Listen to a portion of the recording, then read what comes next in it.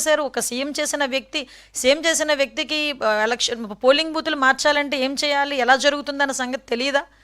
ఈరోజు వచ్చి కూటమి ప్రభుత్వం మీద బురద జల్లేదానికి విపరీతమైన ప్రయత్నాలు చేస్తున్నారు. నేను ఒకటే చెప్తున్నానండి, ఈరోజు ప్రజాస్వామ్యబద్ధంగా జరుగుతున్న ఈ ఎలక్షన్లో కంపల్సరీగా ప్రజలందరూ కూడా స్వచ్ఛందంగా బయటకు వచ్చి వాళ్ళు నచ్చిన వ్యక్తికి ఎన్నుకోవడానికి సిద్ధంగా ఉన్నారు. అట్ ద సేమ్ టైం మీ అందరికీ తెలిసిందే, ఈరోజు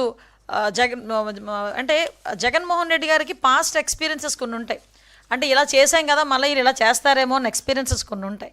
దాని నేపథ్యంలో అయినా ఆయన ఎక్కువగా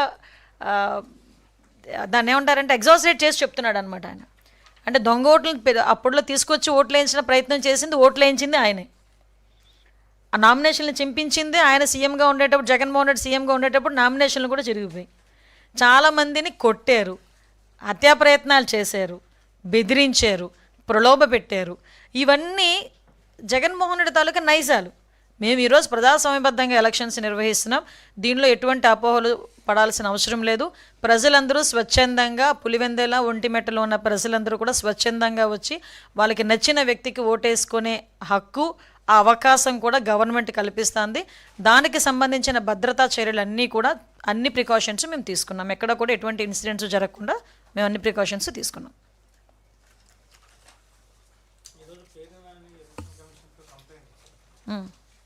ఏమని సార్ దౌర్జన్యాలు అంటే నాకు అదే అర్థం కానిది ఏంటంటే, అసలు ఈ దాడులు చేయటం, దౌర్జన్యాలు చేయటం వైసీపీ వాళ్ళ డిఎన్ఏ అండి. వైసీపీ వాళ్ళ డిఎన్ఏలో అది ఉంది. దాడి, దౌర్జన్యం, వినాశనం, అవినీతి, ఇదంతా వైసీపీ డిఎన్ఏలో ఉంది. నేను దాని గురించి మాట్లాడలే. ఈరోజు ఒకటి ఆలోచించండి, ఈ దాడులు జరుగుతున్నాయి, ఇవి జరుగుతున్నాయి, అవి జరుగుతున్నాయి అని చెప్పేదానికి ఎలక్షన్ కమిషన్ కూడా చూస్తుంది. ఎలక్షన్ కమిషన్కి ప్రతి ఒక్కటి తెలుసు. మీరు ఎవరి మీదైనా కంప్లైంట్ పెడితే కంప్లైంట్ మేము తీసుకుంటున్నాం, కంప్లైంట్ మీద మేము కేసు ఫైల్ చేస్తున్నాం. అన్నీ కూడా క్లియర్గా జరుగుతున్నా కూడా అక్కడ అంటే నాకు అర్థమైంది ఏంటంటే, పులివెందల్లో ఒక ఓటమి భయం అనేది వైఎస్ఆర్సీపీకి పట్టుకుంది. సో దాన్ని బేస్ చేసుకుని బయటికి ఏదో జరిగిపోతుంది అక్కడ అన్నది చేస్తున్నారు. మీరు అబ్జర్వ్ చేశారో లేదో, ఆయన 11 సీట్లు పడిపోయిన వెంటనే ఏమైనా ఈవీఎంలు తప్పన్నాడు. అంటే ఏదో రకంగా ఎవరో ఒకరి మీద నెపం నెట్టాలి. సో ఈరోజు మేమున్నాం కాబట్టి, కూటమి ప్రభుత్వం ఉంది కాబట్టి కూటమి ప్రభుత్వం మీద నెపం నెట్టున్నారు. ఇవనేయండి.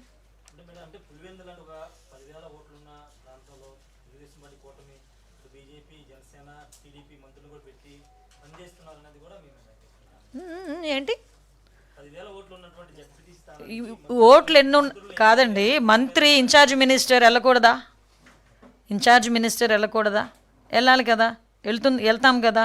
ఎలక్షన్ మేము వాళ్ళకు మళ్ళీ తీసుకొచ్చి దొంగ ఓట్లను అందులో పెట్టించో, లేకపోతే రకరకాల మనుషులను తీసుకొచ్చి అక్కడ ప్రచారాలు చేయించో మేమేం చేయలేదు.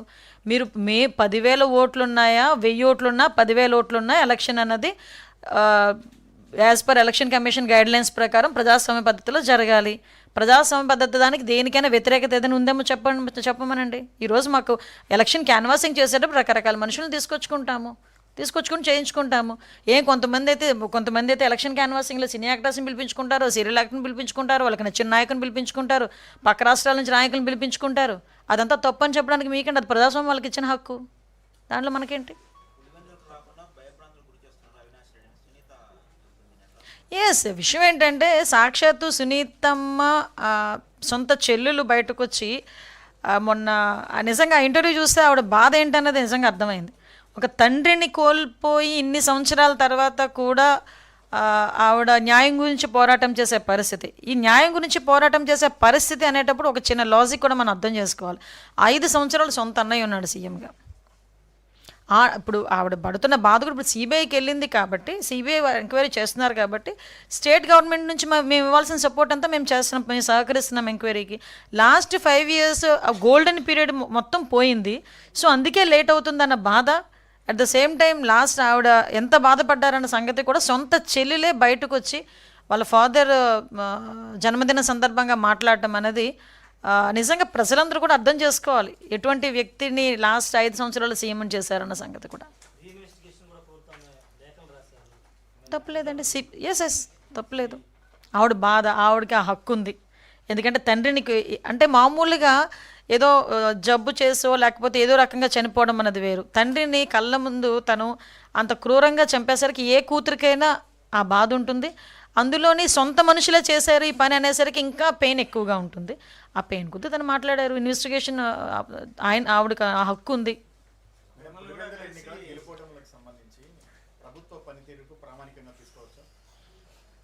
అంటే 10,000 ఓట్లకి సంబంధించి ప్రామాణికంగా మనం తీసుకుంటాం. Yes, exactly.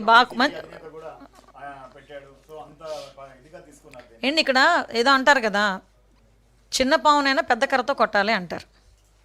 మీరు ఇక్కడ జగన్మోహన్ రెడ్డి సాక్షాత్తు ఒక సీఎం చేసిన వ్యక్తి, ఒక ఎంపీ చేసిన వ్యక్తి, సుమారుగా 20 సంవత్సరాలు రాజకీయంగా ఉన్న వ్యక్తి, ఇంతకుముందు రాజకీయ నేపథ్యం ఉన్న వ్యక్తి, అంటే తండ్రి నుంచి కూడా రాజకీయ నేపథ్యం ఉన్న వ్యక్తి. ఎలక్షన్ కమిషన్ ఏం చేస్తుంది, రాష్ట్ర ప్రభుత్వం ఏం చేస్తుంది అన్నది క్లారిటీ కూడా లేకుండా నోటుకొచ్చినట్టు ట్విట్టర్లోని వాళ్ళ ఎమ్మెల్యేలు, వాళ్ళ ఎంపీలు, వాళ్ళ నాయకులు బయటకు వచ్చి నోటుకొచ్చినట్టు మాట్లాడుతూ ఉంటే మేము ప్రజలకి ఆన్సరబుల్. దయచేసి ఇక్కడ పులివెందుల ప్రజలకి కానీ రాష్ట్ర ప్రజలకి కానీ మేము ఆన్సరబుల్. కాబట్టి నేను ఈరోజు వచ్చి కూర్చొని మాట్లాడాల్సి వస్తుంది. అక్కడ మీరు 10,000 ఓట్లు కాదు, మీరు 2,000 ఓట్లు కాదు, 1000 ఓట్లు ఉన్నట్టు కూడా నేను వచ్చేలాగే మాట్లాడతా. దాన్నే ప్రామాణికంగా తీసుకోవాలా అనుకుని మీరు అనుకుంటే కనుక అది మీ విజ్ఞతకు వదిలేస్తున్నాను. కానీ నేను మీరు 2,000 ఓట్లు ఉన్నాయండి, 1000 ఓట్లు ఉన్నాయండి, ప్రజలకు మేము జవాబుదారీతాను. అక్కడ ఏం జరుగుతుందన్న విషయాన్ని వాళ్ళు తప్పుదోవ పట్టిస్తున్నారు. కాబట్టి అది కాదు, ఇది జరుగుతుంది, ఇది జరిగింది అనేది చెప్పాల్సిన బాధ్యత ప్రభుత్వానికి ఉంది. కాబట్టి నేను ఇక్కడ కూర్చున్నా. అది 10,000 ఓట్ల, 30,000 ఓట్ల, 10 లక్షల ఓట్ల, 1000 ఓట్ల కాదు. ఆ 1000 ఓట్లు ఉన్నా కూడా మా బాధ్యత మేము నిర్వర్తిస్తాం.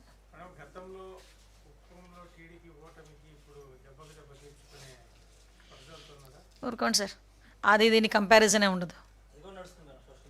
నడుస్తుంది సార్, నడవనండి. ఇప్పుడు ప్రజాస్వామ్యంలోని వాక్ స్వతంత్రం అన్నది ఒక హక్కు ఉన్నది అని మీరే అంటుంటారు. కాబట్టి రాస్తారు. పొలిటికల్గా మేము ఎంతవరకు తీసుకోవాలో మేము అంతవరకే మేము తీసుకుంటాము. మిగతాదంతా విని నవ్వుకుంటాం అంతే.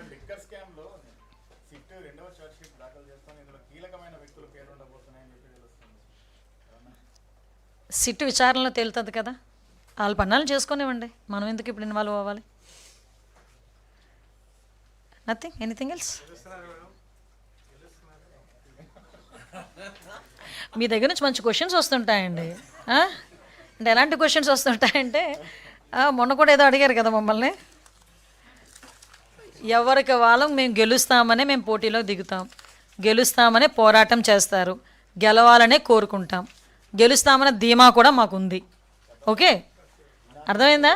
నెక్స్ట్ ఇంకొకటి, ఇప్పుడు వాళ్ళు మేమేమంటున్నాము, అక్కడ నిజంగా పులివెందుల్లో జగన్మోహన్ రెడ్డి అడ్డ, పులివెందుల బిడ్డ జగన్మోహన్ రెడ్డి అనుకున్న వాళ్ళందరూ ఈరోజు ఆఫ్టర్ ఆల్ మీరు అన్న 10,000 ఓట్లకి ఎందుకు భయపడాలి? 11 నామినేషన్లు ఎట్టొచ్చినాయి మనం ఆలోచించుకోవాలి కదా. ఇప్పుడు మమ్మల్ని అడిగిన క్వశ్చన్స్ వాళ్ళని అడగండి ఒకసారి. నేను మీరు ఏ క్వశ్చన్ అడిగినా నేను సమాధానం చెప్తా. కానీ ఒకటేంటంటే మీకు క్లియర్గా చెప్తున్నా, మరి అంత ఓటమి భయం దేనికి? 11 నామినేషన్లు వచ్చినాయండి. నాకు తెలిసి లాస్ట్ 2 టర్మ్స్లో జడ్పీటీసీకి నామినేషన్ కూడా పడిన పరిస్థితి లేదు. యునానిమస్. పులివెందుల్లో 95% ప్రెసిడెంట్ ఎలక్షన్ యునానిమస్ అవుతాయి. Okay, 100% ZPTC MPTC elections unanimous అయిపోతాయి.